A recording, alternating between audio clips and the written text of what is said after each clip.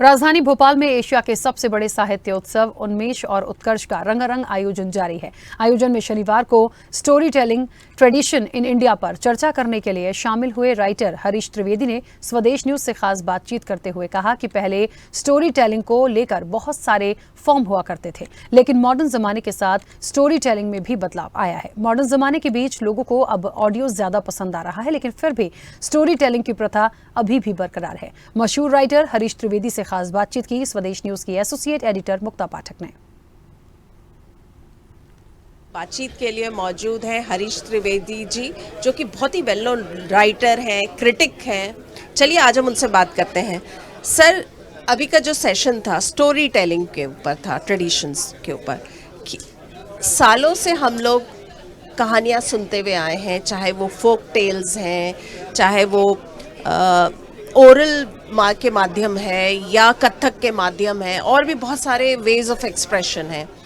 मैं आपसे ये पूछना चाहूँगी, समझना चाहूँगी कि आज के दौर में क्या स्टोरी टेलिंग का फॉर्म बदल गया है? क्या उस तरह से स्टोरीज हम पास ऑन कर पा रहे हैं? हाँ, देखिए, आपका प्रश्न बहुत ही अच्छा है और उसका उत्तर थोड़ा सा उसी में निहित है। हम लोग जब स्टोरी टेलिंग कहते हैं तो हमको लगता है कि हम बहुत पुराने ज़माने की बात कर रहे हैं, या तो वाचिक परंपरा या लोक कथाएं, या फिर इस अधिकतर वाचिक ही, उसको हम स्टोरी कहते हैं।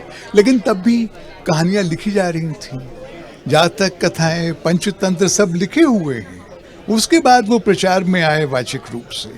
और जैसा मैंने कहा, कादम्बरी तो इस तरह का लिखा हुआ उपन्यास है, इतना महान, 7वीं शताब्दी में संस्कृत में लिखा हुआ।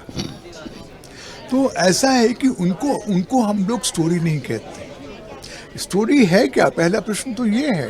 लोग समझते हैं छोटी सी कहानी जो बच्चों को सुना दो जिससे वो खुश हो जाएं, या ऐसी जो पाठ्यक्रम में आए और जिससे कोई सबक सीखा जा सके, बच्चों का चरित्र जिससे बन सके, ये कहानियाँ हैं।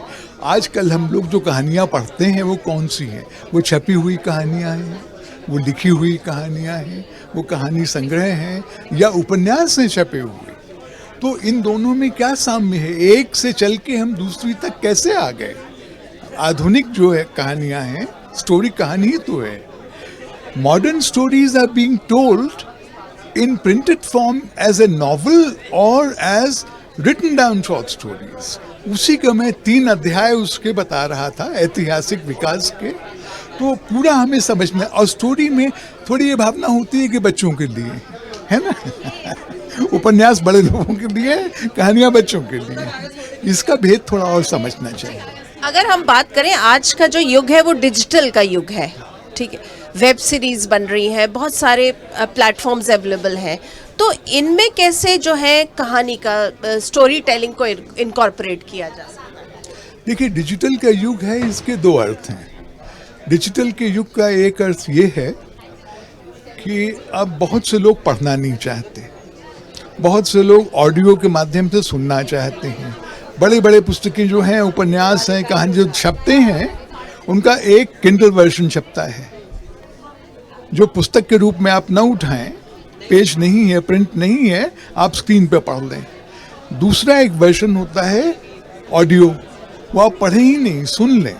और उसके अलावा और भी बहुत सी चीज़ें हैं जो उन्हीं माध्यमों में आती हैं।